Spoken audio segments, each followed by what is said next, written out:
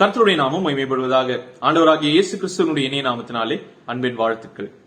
இன்றைக்கு காலை வேளை தியானத்திற்காக நாம் தெரிந்து கொண்ட வேதாகம பகுதி ஆதியாகமத்தினுடைய புத்தகம் 1வது அதிகாரம், அதனுடைய 6-8 வசனங்கள் முடிய நான் வாசிக்கிறேன்.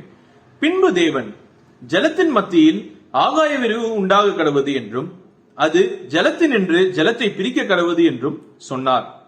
தேவன் ஆகாய விரிவை உண்டு பண்ணி ஆகாய விரிவுக்கு கீழே இருக்கிற ஜலத்திற்கும் ஆகாய விரிவுக்கு மேலே இருக்கிற ஜலத்திற்கும் பிரிவு உண்டாக்கினார். அது அப்படியே ஆயிற்று. தேவன் ஆகாய விரிவுக்கு வானம் என்று பெயரிட்டார். சாயங்காலமும் விடியற்காலமும் ஆகி 2ஆம் நாள் ஆயிற்று என்று சொல்லி நாம் வேதத்திலே வாசிக்கிறோம். இந்த வசனத்திலிருந்து நாம் தெரிந்து கொள்ள போகிற காரியம் என்ன என்பதை இன்றைக்கு நாம் சிந்திக்கலாம். சரியா? இதுல இருந்து 2 காரியங்களை நான் உங்களிடத்திலே சொல்ல வேண்டும் என்று சொல்லி விரும்புகிறேன். முதலாவதாக, கர்த்தர் இங்கே ஒரு பிரிவு உண்டாக்குகிறதை நம்மால் வாசிக்க முடிகிறது. ஜலத்துக்கு பிரிவு உண்டாக்குகிறார். எதன் மூலமாக என்று சொன்னால், ஆகாய விரிவின் மூலமாக ஜலத்தை கர்த்தர் பிரிக்கிறார். கீழே இருக்கக்கூடிய ஜலத்திற்கும் ஆகாய விரிவு சென்டர்ல நடுவுல வரும்படியாகவும் மேலே இருக்கக்கூடிய ஜலத்திற்கும் பிரிவாக இந்த ஆகாய விரிவு மத்தியிலே இருக்கிறது இல்லையா?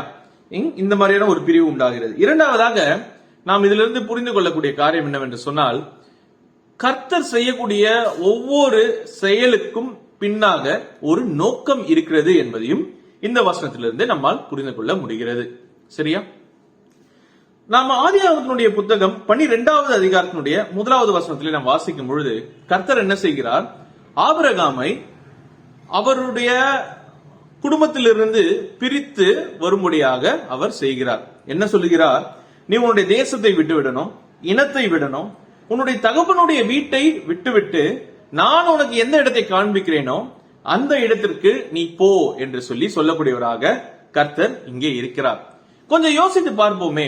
ஆபிரகாமுடைய வாழ்க்கையிலே அவனுடைய குடும்பத்திலே இருக்கக்கூடிய நபர்கள் எல்லாருமே ஆபிரகாம் போன்றவர்கள் தானே இல்லையா? அவனை போலவே மனிதர்கள், அவனுடைய குணாதிசயத்தை கொண்டவர்களாக இவர்களும் காணப்பட்டிருக்கலாம். ஒரே இனத்தார், ஒரே தேசத்தார், ஒரே குடும்பத்தினர். இதை எல்லாவற்றையும் விட்டு வரும்படியாக கர்த்தர் சொல்லுகிறார். ஆபிரகாமை தன்னுடைய அந்த குடும்பத்திலிருந்து கர்த்தர் பிரித்து தனக்கென்று எடுத்துக் கொள்ளுகிறார். சரியா? இப்படி எடுக்கிறதுக்கான நோக்கம் என்ன? ஆபிரகாமை ஒரு பலத்த ஜாதியாக மாற்ற வேண்டும் என்று சொல்லி கர்த்தர் விரும்பினார்.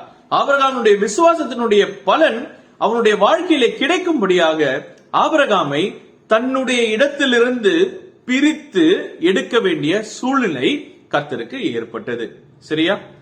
அப்போ நாம தேவனுடைய இந்த சிருஷ்டிப்புல நம்ம படிக்கும் பொழுது, கீழே இருக்கிறதும் ஜலம் தான், மேல இருக்கிறதும் ஜலம் தான், ரெண்டுமே தண்ணி தான். அது ஒன்னா இருந்தா என்ன? கீழே முழுக்க தண்ணி இருக்கட்டும், மேல ஃபுல்லா காத்து இருக்கட்டும், ஆகாய விரிவு இருக்கட்டும் அப்படின்னு சொல்லி நம்ம சிந்திச்சு இருக்கலாம் இல்லையா? ஆனால் கர்த்தர் இந்த 2 ஜலத்தையும் வெவ்வேறாக பிரித்ததனுடைய நோக்கம் என்ன? மனிதனுக்கு பூமியிலேயும் தண்ணீர் வேண்டும், மழையாக பொழிய வேண்டிய தண்ணீரும் மேலே இருந்து வர வேண்டும் இல்லையா? அப்போ இரண்டுமே 2 வித்தியாசமான நோக்கங்களுக்குள்ளாக இருக்கக்கூடியதாக இருக்கிறது. அதனுடைய பிரிவு கர்த்தர் ஏற்படுத்தினதனுடைய காரணம் சரியானதாக இருக்கிறது. அப்படி என்று சொன்னால், நம்முடைய வாழ்க்கையிலேயும் கர்த்தர் அநேக நேரங்களிலே சில பிரிவுகளை கொண்டு வருகிறார் என்று சொன்னால், அதற்கு பின்னாக ஒரு நோக்கம் இருக்கும் என்பதை நாம் இதிலிருந்து புரிந்து கொள்ள முடியும். நம்மளுடைய வாழ்க்கையில அநேக நேரங்களில் நம்ம யோசிப்போம் இல்லையா? நான் ஒரு நல்ல கம்பெனில வேலை செஞ்சிட்டு இருக்கேன், எனக்கு இங்க எல்லாமே ரொம்பவும் கம்ஃபர்டபுளாக இருக்கிறது, நான் இதுல இருந்து வெளியே போகணும்னு சொல்லி நான் விருப்பப்படல. ஆனால் என்னமோ தெரியல, சில சூழல்கள்லாம் நடந்துச்சு, திடீரென்று நான் அந்த கம்பெனில இருந்து வேற ஒரு கம்பெனிக்கு போக வேண்டிய கட்டாயம் ஏற்பட்டது அப்படின்னு நம்ம சொல்லுவோம். அந்த நேரத்திலே கர்த்தருடைய சிந்தனை, அவருடைய செயல்பாடுகள் என்ன என்பதை நம்மால் புரிந்து கொள்ள முடிகிறது இல்லை. ஆனால் அநேக நாட்களுக்கு பிறகு, நான் இங்கிருந்து வெளியே வந்தது நல்லதுதான், என்னை கர்த்தர் இந்த இடத்துல வைக்கும்படியாக தான் இங்கிருந்து எடுத்தார் என்பதை நாம் அநேக நேரங்களில் யோசித்து பார்த்து கர்த்தருக்கு நன்றி செலுத்தி இருப்போம். நம்மோடு கூட இருப்பார்கள் என்று சொல்லி நாம் நினைக்கக்கூடிய அநேக மக்கள் நம்மை விட்டு பிரிந்து போயிருப்பார்கள்.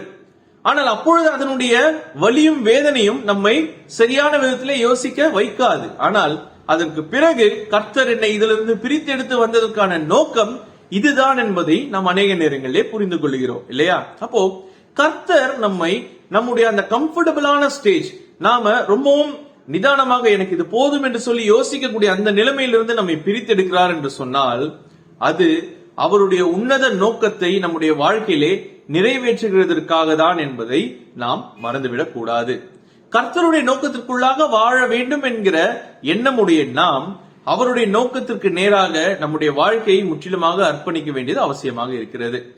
நம்ம யோசித்து பார்ப்போமே, ஆபிரகாம் பிரித்தெடுக்கப்படும்படியாக கர்த்தர் ஆபிரகாமிடத்திலே சொல்லும் பொழுது ஆபிரகாம் இல்ல இதுதான் என்னுடைய இனம், இதுதான் என்னுடைய தேசம், என்னை போன்றவர்கள் எல்லாரும் வாழுகிற ஒரே கூட்டமாக நாங்கள் இங்கே வாழ்ந்து கொண்டிருக்கிறோம், இதுல இருந்து நான் பிரிந்து வருகிறதற்கு எனக்கு மனசில்லை என்று சொல்லி ஆபிரகாம் சொல்லி இருந்தால் என்ன ஆகியிருக்கும்? ஆபிரகாமை குறித்து நம்ம இப்ப வாசிச்சே இருக்க மாட்டோம் இல்லையா?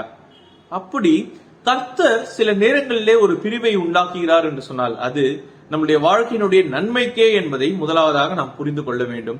அது கர்த்தருடைய உன்னத நோக்கத்திற்காக என்பதை நாம் புரிந்து கொள்ள வேண்டியது அவசியமாக இருக்கிறது.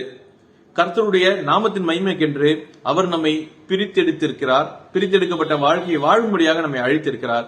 அவர் பிரித்து கொடுத்த அந்த வாழ்க்கையிலே கர்த்தருடைய நாமத்தின் மகிமைக்கென்று நாம் நித்தமும் வாழுகிறதற்கு கர்த்தர் நமக்கு உதவி செய்யட்டும். கர்த்தருடைய நாமம் மாத்திரமே மகிமைப்படுவதாக. ஆமென்.